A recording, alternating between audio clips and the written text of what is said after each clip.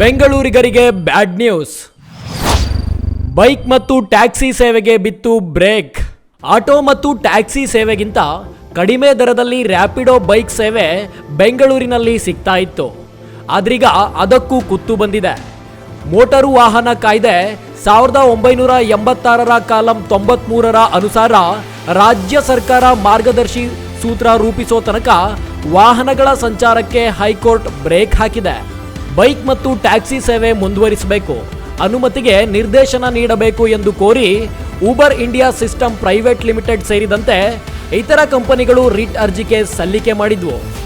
ವಿಚಾರಣೆ ನಡೆಸಿದ ನ್ಯಾಯಮೂರ್ತಿ BM ಶ್ರಾಮ್ ಪ್ರಸಾದ್ ಅವರ ಏಕಸದಸ್ಯ ಪೀಠ ಈಗ ಆದೇಶ ನೀಡಿದೆ.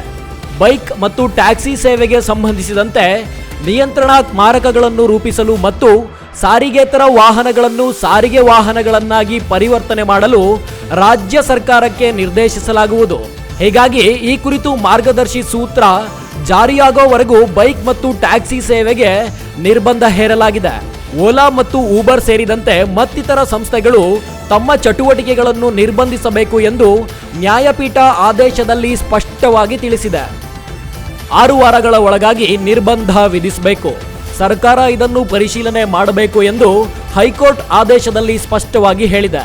ಹಾಗಾಗಿ ಕೆಲ ದಿನಗಳಲ್ಲಿಯೇ ಬೆಂಗಳೂರಿನಲ್ಲಿ ಬೈಕ್ ಮತ್ತು ಟ್ಯಾಕ್ಸಿ ಸೇವೆ ನಿರ್ಬಂಧವಾಗಲಿದೆ.